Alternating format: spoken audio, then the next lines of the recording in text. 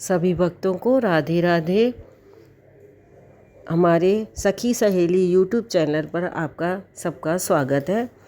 कल पापमोचनी एकादशी है। एकादशी कृष्ण भगवान को, विष्णु भगवान को अति प्रिय है। इसलिए कहते हैं कोई भी व्रत ना रखो कोई बात नहीं, लेकिन एकादशी का व्रत जरूर रखना चाहिए। अब मैं आपको एकादशी की व्रत कथा सुनाने जा रही हूँ। धर्मराज युधिष्ठिर कहने लगे, हे भगवान, आपने फागुन शुक्ला एकादशी का महात्म्य बतलाया। अब कृपा करके ये बताइए कि चैत्र कृष्णा एकादशी का क्या नाम है, इसमें कौन से देवता की पूजा की जाती है और इसकी विधि क्या है। श्री कृष्ण बोले, हे राजन, एक समय राजा मानधाता ने लोमश ऋषि से यही प्रश्न किया था। तब उन्होंने उत्तर दिया कि राजन, इस एकादशी का नाम पापमोचनी एकादशी है। अब मैं तुमसे इसकी पौराणिक कथा कहता हूँ, ध्यानपूर्वक सुनो। प्राचीन समय में कुबेर का चैत्ररथ नाम का एक वन था। उसमें गंधर्वों की कन्याएं किन्नरों के साथ विहार करती थीं। वहाँ सदैव वसंत ऋतु के समान अनेक प्रकार के पुष्प खिले रहते थे। स्वयं इंद्र भी चैत्र और वैशाख मास में देवताओं के सहित वहाँ आकर क्रीड़ा किया करते थे। वहीं अपने आश्रम में मेधावी नाम के एक ऋषि भी तपस्या में लीन थे। वे शिव के भक्त थे। एक समय मंजू घोषा नाम की अप्सरा ने उनको मोहित करने का विचार किया। वह ऋषि के भय के मारे समीप तो नहीं गई, परंतु दूर बैठकर वीणा पर मधुर गीत गाने लगी। उस समय शिव शत्रु कामदेव ने भी मेधावी ऋषि को जीतने की चेष्टा की। उन्होंने उस सुंदर अप्सरा के भ्रू को धनुष, कटाक्ष की डोरी, नेत्रों को संकेत और कुचों की कुरुई बनाया तथा मंजू घोषा को सेनापति बनाकर मुनि को जीतने के लिए प्रहार किया।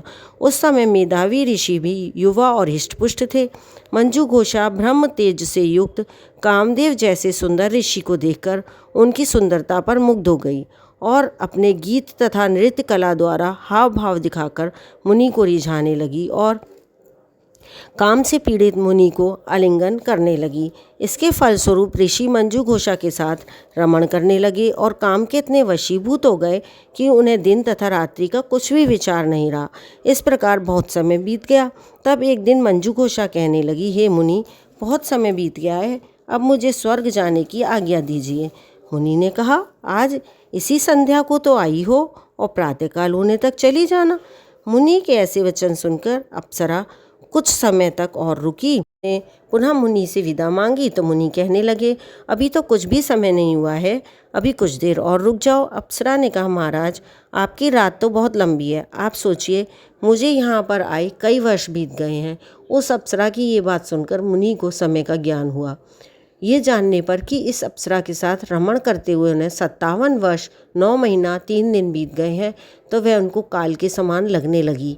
अत्यंत क्रोधित हो मुनि कहने लगे, अरे दुष्टा, मेरे कठिन परिश्रम से एकत्र की गई तपस्या को तूने नष्ट कर दिया है। तू महापापिनी है और दुराचारिणी है, तुझे धिक्कार है।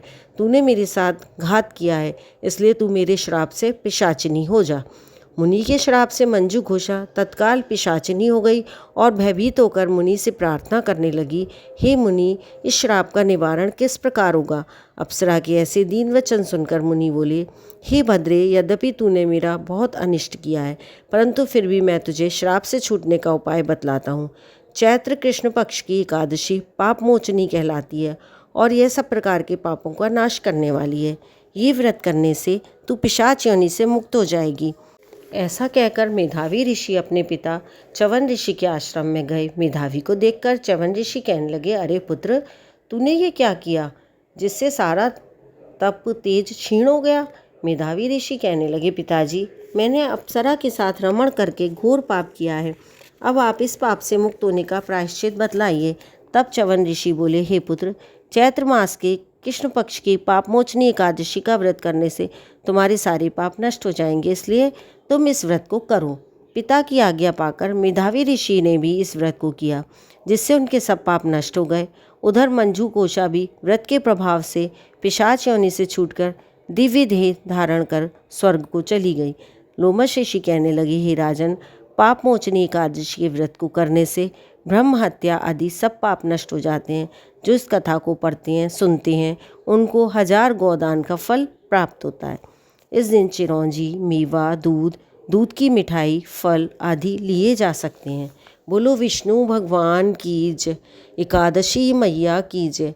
माँ लक्ष्मी की जय। कथा पूर्ण होती है।